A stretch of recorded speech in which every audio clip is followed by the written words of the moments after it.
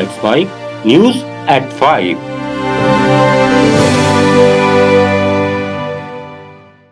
नमस्कार, let's mic में आप सुन रहे हैं न्यूज एट 5। बुलेटिन की शुरुआत हम करेंगे आज की सबसे बड़ी खबर से, फिर जानेंगे देश दुनिया और आपके अपने राज्य तक की बड़ी अपडेट्स। भारत से अमेरिका भेजे जाने वाले सामानों पर आज से लगने वाला 25% टैरिफ अब 7 अगस्त से लगेगा। व्हाइट हाउस ने 1 अगस्त की डेडलाइन खत्म होने से ठीक पहले ही इसका ऐलान किया। कस्टम्स और बॉर्डर प्रोटेक्शन को नए शुल्क वसूलने के लिए जरूरी बदलाव करने का समय मिल सके, इस कारण टैरिफ डेडलाइन को बढ़ाया गया है। ट्रंप ने रूस से व्यापार के चलते भारत पर पेनल्टी लगाने की भी बात कही थी। हालांकि उन्होंने साफ नहीं किया कि ये पेनल्टी क्या होगी या कितनी होगी। अभी औसतन करीब 10% टैरिफ लगता है। 25% टैरिफ के कारण भारत से जाने वाले सामान जैसे दवाइयां, कपड़े और इंजीनियरिंग प्रोडक्ट्स महंगे हो जाएंगे। इससे अमेरिकी बाजार में भारतीय प्रोडक्ट्स की मांग कम हो सकती है। भारत का अमेरिका के साथ ट्रेड सरप्लस भी कम हो सकता है।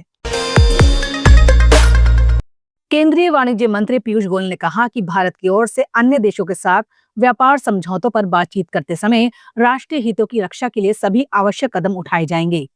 संसद को संबोधित करते हुए केंद्रीय मंत्री गोयल ने अमेरिकी राष्ट्रपति की डेट इकोनॉमी वाली टिप्पणी को भी खारिज करते हुए कहा कि भारत 10 वर्षों में 11वीं से 5वीं सबसे बड़ी अर्थव्यवस्था बन गया है और दुनिया की सबसे तेजी से बढ़ती अर्थव्यवस्था बना हुआ है। मात्र 1 दशक से भी कम समय में भारत फ्रैजाइल 5 अर्थव्यवस्थाओं में से निकलकर दुनिया की सबसे तेजी से बढ़ती प्रमुख अर्थव्यवस्था बन गया है। हम अपने रिफॉर्म्स और अपने किसानों, एमएसएमई और उद्यमियों की कड़ी मेहनत के बल पर 11वीं सबसे बड़ी अर्थव्यवस्था से शीर्ष 5 अर्थव्यवस्थाओं में से एक बन गए हैं। यह भी अपेक्षित है कि हम कुछ ही वर्षों में तीसरी सबसे बड़ी अर्थव्यवस्था बन जाएंगे। आज अंतर्राष्ट्रीय संस्थाएं और अर्थशास्त्री भारत को वैश्विक अर्थव्यवस्था में एक ब्राइट स्पॉट के रूप में देखते हैं। भारत वैश्विक विकास में लगभग 16% का योगदान दे रहा है। पिछले दशक में सरकार ने भारत को विश्व की विनिर्माण केंद्र के रूप में बढ़ावा देने के लिए मेक इन इंडिया के अंतर्गत परिवर्तनकारी कदम उठाए हैं। भारत की युवक, कुशल एवं प्रतिभाशाली वर्कफोर्स भारतीय उद्योग की इनोवेशन और प्रतिस्पर्धा की क्षमता को निरंतर मजबूत कर रही है। अमेरिकी राष्ट्रपति डोनाल्ड ट्रंप ने फिर से कई देशों पर टैरिफ का ऐलान किया है। अमेरिका ने 10 से 41% तक रेसिप्रोकल टैरिफ लगाया है। 68 छोटे बड़े और 27 यूरोपियन यूनियन देशों पर टैरिफ लगाया गया है। ट्रंप ने गुरुवार को इस आदेश पर हस्ताक्षर करते हुए कहा ये टैरिफ इन देशों पर 7 अगस्त से लागू हो जाएगा। मगर अमेरिका आने वाले जो सामान 7 अगस्त को अमेरिका के लिए जहाज से रवाना हो गया हो और जिनके अक्टूबर तक पहुंचने की संभावना है, तो उन पर टैरिफ नहीं लगेगा। ट्रंप ने बताया ये कदम उनकी व्यापार रणनीति और अमेरिका के हित को देखते हुए लगाया गया है। व्हाइट हाउस की ओर से जारी एक बयान के अनुसार इस शुल्क में कोई बदलाव नहीं किया जाएगा। इससे कुल 95 देश प्रभावित होंगे, जिनमें से 27 यूरोपियन यूनियन के सदस्य हैं। ट्रंप के आदेश में जिन देशों को विशेष रूप से लिस्टिंग नहीं किया गया है, उन पर 10% की डिफॉल्ट टैरिफ दर लागू होगी। ट्रंप ने कहा कि वो मेक्सिको के साथ व्यापार वार्ता को 90 दिनों के लिए और बढ़ा रहे हैं। अमेरिका ने पहले ही भारत पर 25% का टैरिफ और अलग से जुर्माना लगाने का फैसला किया है। इसके अलावा दूसरे देशों में सबसे ज्यादा लाओस और म्यांमार पर 40%, पाकिस्तान पर 19%, बांग्लादेश और वियतनाम पर 20%, दक्षिण अफ्रीका पर 30%, स्विट्जरलैंड पर 39%, जापान पर 15%, श्रीलंका पर 20% और ब्रिटेन पर 10% शुल्क लगाया गया है। चुनाव आयोग ने उपराष्ट्रपति पद के चुनाव कार्यक्रम की घोषणा कर दी है। आयोग द्वारा जारी एक अधिसूचना में कहा गया है कि 17वें उपराष्ट्रपति चुनाव के लिए मतदान 9 सितंबर को होगा। चुनाव के लिए नामांकन दाखिल करने की अंतिम तिथि 21 अगस्त है। उम्मीदवार 25 अगस्त तक अपना नाम वापस ले सकते हैं। ये घोषणा जगदीप धनखड़ के 21 जुलाई को उपराष्ट्रपति पद से इस्तीफा देने के बाद हुई है। कांग्रेस सांसद और लोकसभा में विपक्ष के नेता राहुल गांधी ने बिहार में SIR अभ्यास को लेकर फिर से चुनाव आयोग पर निशाना साधा है। उन्होंने कहा, हमारे पास स्पष्ट सबूत हैं कि चुनाव आयोग वोट चोरी में शामिल है। अब हमारे पास ओपन एंड शट प्रूफ है कि इलेक्शन कमीशन वोट चोरी में इन्वॉल्व है। और मैं लाइटली नहीं बोल रहा हूं, मैं 100% प्रूफ के साथ बोल रहा हूं, ठीक है। और आप सबको पता लग जाएगा, जैसे ही हमने ये रिलीज किया पूरे देश को पता लग जाएगा कि इलेक्शन कमीशन वोटर चोरी करा रहा है। किसके लिए करा रहा है? किसके लिए करा रहा है? बीजेपी के लिए करा रहा है। ओपन एंड शट है, नो क्वेश्चन। हमें मध्य प्रदेश में सस्पिशन था, लोकसभा में सस्पिशन था, महाराष्ट्र में वो थोड़ा आगे गया, स्टेट लेवल पे हमें लगा कि यहां पे चोरी हुई है। वोटर एडिशन हुआ था, 1 करोड़ वोटर्स ऐड हुए थे। फिर हम थोड़ा डिटेल में गए, हमने कहा देखो अब इलेक्शन कमीशन तो मदद नहीं कर रहा है, तो थोड़ी ग्रैन्युलैरिटी में जाना है, गहराई में जाना है। तो हमने अपना ही इन्वेस्टिगेशन करवाया। उन्होंने कहा कि चुनाव आयोग में जो लोग भी इस काम में शामिल हैं, वो भारत के खिलाफ काम कर रहे हैं और ये देशद्रोह से कम नहीं है। सीरियसली बोल रहा हूं, जो भी ये काम कर रहे हैं, ठीक है, इलेक्शन कमीशन में जो भी ये काम कर रहे हैं, right from the top to the bottom, आप एक बात याद रखिए, आपको हम छोड़ेंगे नहीं। कुछ भी हो जाए हम छोड़ेंगे नहीं आपको, क्योंकि आप हिंदुस्तान के खिलाफ काम कर रहे हो। ये ट्रीजन है और कम, इससे कम नहीं है। तो आप याद रखिए, आप याद रखिए, आप कहीं भी हो, रिटायर्ड हो, कुछ भी हो, ठीक है, हम आपको ढूंढ के निकालेंगे। कांग्रेस ने आरोप लगाया कि नरेंद्र मोदी सरकार ने भारतीय अर्थव्यवस्था को पूरी तरह तबाह कर दिया है, लेकिन ये अर्थव्यवस्था की स्थिति को लेकर काल्पनिक दुनिया में जी रही है।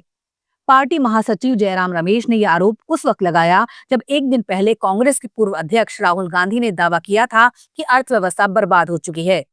रमेश ने एक्स पर लिखा, पिछले 1 दशक में मोदी सरकार द्वारा लिए गए 5 झटकों ने भारतीय अर्थव्यवस्था को पूरी तरह तबाह कर दिया है। ये तो प्रधानमंत्री नरेंद्र मोदी जी को और भारत को एक बहुत बड़ा धक्का है।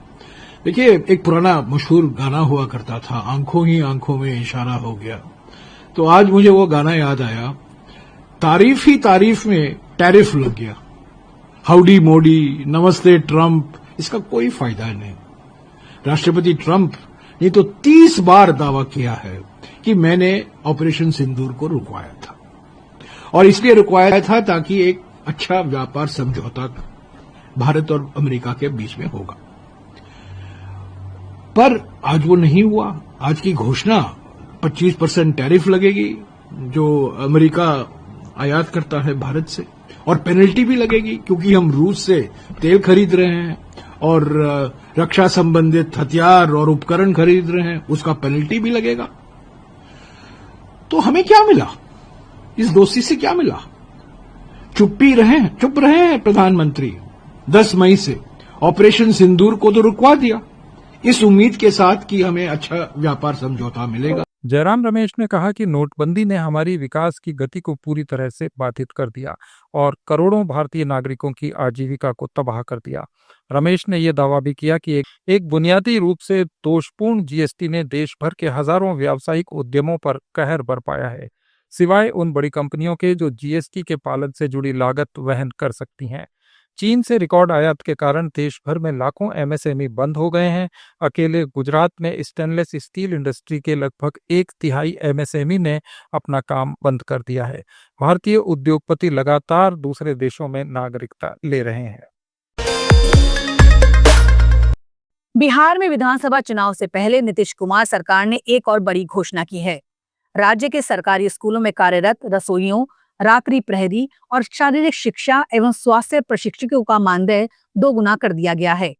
मुख्यमंत्री ने एक्स पर कहा, रसोइयों, रात्रि प्रहरी और शारीरिक शिक्षा एवं स्वास्थ्य प्रशिक्षकों ने राज्य में शिक्षा व्यवस्था को मजबूत करने में महत्वपूर्ण भूमिका निभाई है। इसे ध्यान में रखते हुए हमने उनके मानदेय में सम्मानजनक वृद्धि करते हुए उन्हें 2 गुना करने का निर्णय लिया है। मिड डे मील के तहत काम करने वाले रसोइयों को अब 1650 रुपए के बजाय 3300 रुपए प्रति माह मिलेंगे। रात्रि प्रहरी का मानदेय 2 गुना करते हुए 10,000 रुपए प्रति माह, शारीरिक शिक्षा और स्वास्थ्य प्रशिक्षकों का मानदेय 2 गुना कर 16,000 रुपए प्रति माह तथा उनकी वार्षिक वेतन वृद्धि 200 रुपए से बढ़ाकर 400 रुपए कर दी गई है। मुख्यमंत्री ने कहा कि वर्ष 2005 में कुल शिक्षा बजट 4,366 करोड़ रुपए था, जो अब बढ़कर 77,690 करोड़ रुपए हो गया है। ईडी ने दिल्ली के खानपुर में फर्जी कॉल सेंटर के खिलाफ मनी लॉन्ड्रिंग जांच के तहत दिल्ली में छापे मारे। कॉल सेंटर पर नकली सॉफ्टवेयर की बिक्री का झांसा देकर अमेरिकी नागरिकों से धोखाधड़ी करने का आरोप है। प्रारंभिक जांच से पता चला है कि कुछ लोग एक कॉल सेंटर संचालित कर रहे थे, जो माइक्रोसॉफ्ट विंडोज जैसे असली सॉफ्टवेयर के नाम पर नकली सॉफ्टवेयर बेचकर अमेरिका जैसे देशों में नागरिकों को ठग रहे थे। जांच एजेंसी को संदेह है कि पिछले कुछ वर्षों के दौरान विदेशी धन प्रेषण के रूप में 100 करोड़ रुपए की धनराशि प्राप्त हुई है। कर्नाटक के धर्मस्थल शहर के पास सामूहिक दफन की जांच कर रही एसआईटी को एक बड़ा सुराग मिला है। तीसरे दिन की खुदाई में जंगल में एक जगह 4 फीट नीचे दबा हुआ कंकाल मिला है। कंकाल पुरुष का बताया जा रहा है। हालांकि इसकी पुष्टि फॉरेंसिक जांच के बाद ही होगी। ये मामला तब सामने आया जब एक पूर्व सफाई कर्मी ने दावा किया कि 1995 से 2014 के बीच उसे करीब 100 शव दफनाने के लिए मजबूर किया गया था। इससे पहले की खुदाई में पैन कार्ड और डेबिट कार्ड भी मिले थे। प्रधानमंत्री नरेंद्र मोदी ने अपने 12वें स्वतंत्रता दिवस संबोधन से 2 सप्ताह पहले लोगों से उन विषयों पर अपने विचार साझा करने को कहा, जिन्हें वो इस साल के स्वतंत्रता दिवस के भाषण में सुनना चाहते हैं। प्रधानमंत्री मोदी ने एक्स पर कहा, जैसे जैसे हम इस वर्ष के स्वतंत्रता दिवस के करीब आ रहे हैं, मैं अपने देशवासियों से सुझाव पाने को उत्सुक हूँ। ऐसे कौन से विचार या विषय हैं जिन्हें आप इस साल के स्वतंत्रता दिवस भाषण में सुनना चाहेंगे? कथित धर्मांतरण के सिलसिले में छत्तीसगढ़ में गिरफ्तार केरल की 2 नर्स के मामले में बयानबाजी तेज हो गई है। कांग्रेस सांसद शशि थरूर ने कहा, नर्स के खिलाफ जो किया गया है वो बिल्कुल अन्यायपूर्ण है। उन्होंने किसी कानून, किसी नियम के खिलाफ कुछ नहीं किया है।